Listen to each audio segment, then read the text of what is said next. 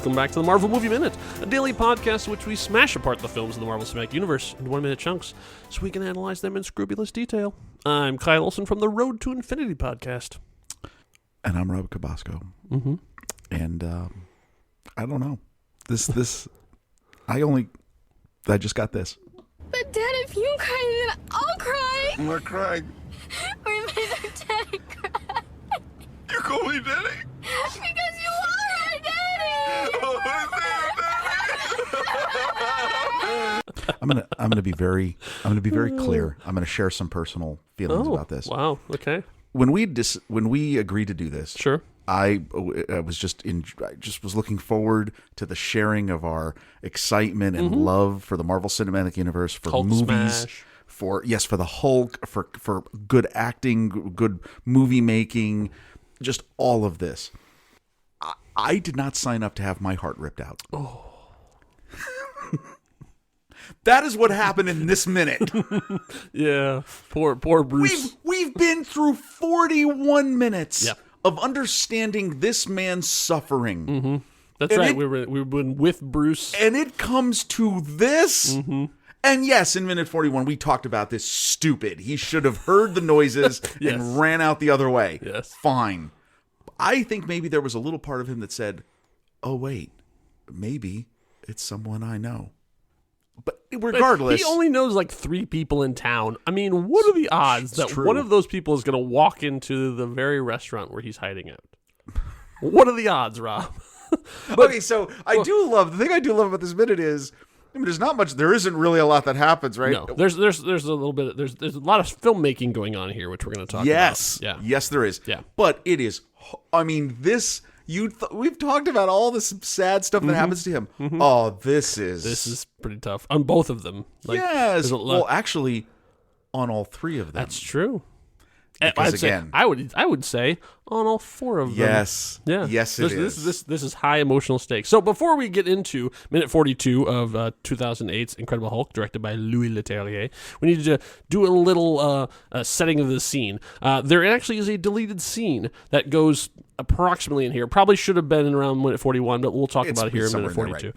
So there is a deleted scene. It's called Bruce and Stanley. You can find it online or on the Blu-ray or digital extras of your choice, and it basically is a conversation that didn't really need to happen. There was a lot of exposition, and they ended up dealing with it. So it's essentially it's immediately after Bruce comes home from the computer lab and tells Stanley what happened. Like, oh, I tried to go in and I couldn't get it. The data's gone, and Stanley says, oh, well, the military shut that place down, and Bruce's like, yeah, I know what I was thinking. Oh, what are you gonna do? Well, I gotta go. Like, I gotta leave. And Stanley's like, oh, let me cook you something. So like go ahead, pack your stuff, but I'm gonna make something for you. It's gonna rain. It's gonna rain. Don't go. Right, I'm gonna cook tonight. you something. So that gets a little kind of like, why is Bruce still there? Why is he hanging out? Well, Right. Stanley said, I'm gonna cook you a meal before you go. So that kind of gives you a little bit why Bruce is still like hanging around. But we pick up with the mysterious swinging door, and what was behind the mysterious swinging door?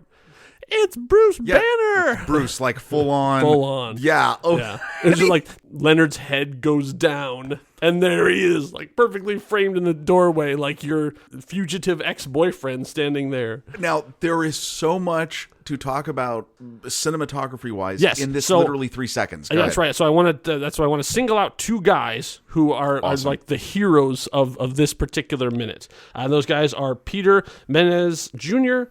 and Sylvain Desrelou. Oh. Yeah. Those 2 guys, I think, the one I'm definitely sure. The other one, probably, because you never really know with the camera crew, like who was actually on that day and stuff too.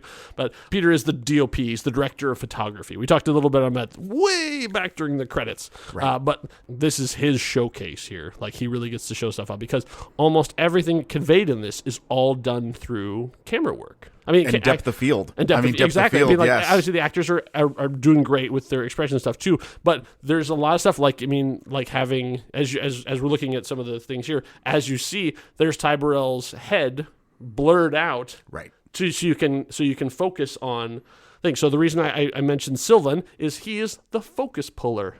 the focus puller is the one who keeps the camera in focus. Sure. And so he'll have a major move he has to do out here that he has to like be on the top of his game. But he's the one who makes sure that the blurry thing is blurry and the clear thing is clear so they know what it is that they want to shoot. So yeah, we get to see blurry Ty in this one. They reverse the shot. It's blurry Ty again, but now we're looking at Betty. They reverse it again. It's blurry Ty again, and yet the door is slowly swinging as Betty makes her. Did I just see what I think I saw? Exactly.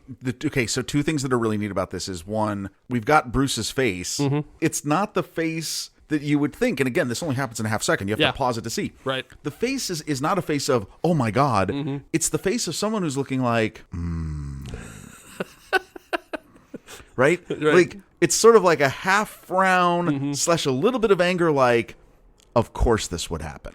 So one of Marvel's things is the hero with the feet of clay. So they always have a fatal flaw. There's something like, Spider-Man has all these great powers, but he can't keep his life together. Like, there's always something like that. Well, Bruce Banner's problem is that he makes inappropriate eye contact. Because this is the second time in this movie that eye contact has gotten him into big trouble. The first time it was like, who's the one person in that entire square in Brazil you don't want to make eye contact with? It's Emil Blonsky, and you do immediately. Boom, lock eyes. And the same thing here. Immediately lock eyes. If he had locked eyes with Leonard Sampson, so what? Or, well, his back's to him, but Stanley. Yeah, Stanley or Stanley. Whatever else. He Right. just realized, oh, there's people here. Right. No, but he has this Immediately, expression. the worst person. It's totally this expression of, son of a... right? So I love that. I just love that little moment. But the other part then, speaking to obviously our focusing, you're seeing that Leonard no longer exists now. Right. It's the about moment these two. The moment they meet eyes, Leonard's a blur. Yeah. And that's a pretty nice moment there to tell the story. Now, of course, this is why we say, well, this is heartbreaking for all four people, because Leonard, who seems to be, so far from what we've seen, a very well-meaning individual who clearly has a relationship with Betty because she's smiling ferociously with him. We know he's a head shrinker. That's what Stanley introduced him as. He has to recognize this, that, oh, I just lost her. She just went, what? Yeah. Like I know my story was not that interesting, but the same thing, like, you don't have to walk out of the room. You just... Like, I've told some boring stories, but my wife hasn't just stood up and walked out of the room. Well... I could say mine hasn't. I may have had. So she immediately, that not only does she like see the thing, and then completely just like, I don't even want to. She immediately stands up, ignores both of the guys, and just makes a beeline out there. And it's a nice. I couldn't figure. I was trying to figure out if this was Steadicam or if this was on a track, but it's nice and smooth. Wonderful camera movement. Yeah, as you're following as she's walking out of the thing, and then they immediately cut to a crane shot. So they're up on the crane. And this is where Sylvan really, I think, did his work, because this is a big camera move. Because this is this is on a crane. The focus puller is the one who's like to the left of the camera. He's holding his hand on the lens, and he has to keep the whatever they want to, in this case it's Betty, Liv Tyler, in focus the entire time as the camera's moving. So the camera is up, it comes all the way down, comes up to an extreme close-up of her face as she says the almost the only line in this minute, Bruce. And then immediately moves back down the alleyway, where we discover Bruce is in there too. And so then he has to be in focus in that moment too. Right. So bravo, Sylvan. He is credited as the focus puller on there. I don't know if he was actually there on this day. I'm assuming so, because that is his job. But if not, whoever the focus puller was in this, bravo, sir. You did an amazing job. And just think, today, you and an iPhone, a gimbal, and Filmic Pro, and you could do the same thing. And that's no knock to anybody, but pretty much. Yeah. That's true. So that's ridiculous, but this is a wonderful, like you said, a big move. Wonderful movement of camera, both while she's still in the pizzeria and coming out. And really, when you see this scene, you'll understand why we're gushing about it, because it's pretty beautifully done. I mean, when you're trying to hit this big dramatic moment, which obviously it is now in the story. You sense the loss, you sense the connection, you sense how this is affecting all the characters in the scene. Yeah, that's pretty good storytelling for basically 25-30 seconds. Yeah, it's pretty pretty good. awesome. I mean, just like it's a big, super dramatic, melodramatic move, like coming in at her face, Bruce, and then you immediately pull away, and then the discovery of him crouching behind the dumpster is like, oh. So this is why I use the Modern Family clip. If you didn't know what that was at the beginning, right? Yeah, of Phil Ty Dunphy and his Burrell kids crying, right? Yeah.